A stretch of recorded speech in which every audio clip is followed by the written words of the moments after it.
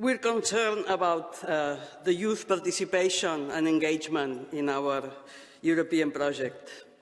Well, what hundreds of Catalan youth are facing right now for their engagement in politics, for their protest, are arrests, trials, and prison sentences, police brutality and abuse, and unrelentless infiltration and spying in youth organizations without judicial oversight.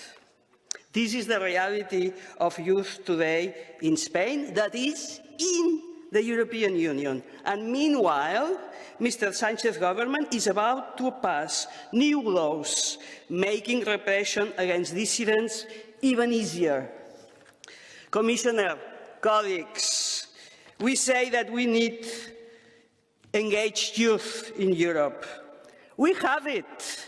Youth are committed to justice and freedom. What we need is that the Commission stops endorsing repression and starts protecting human rights. Thank you very much.